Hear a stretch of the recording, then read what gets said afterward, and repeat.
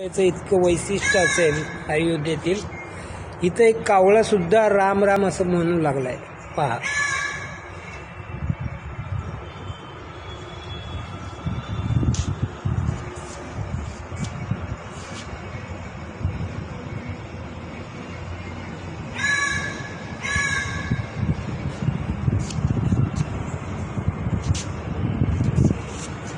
पहा,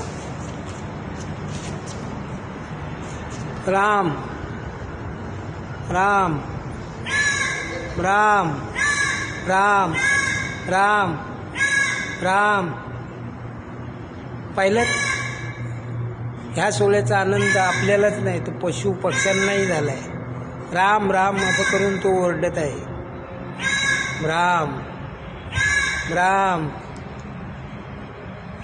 राम.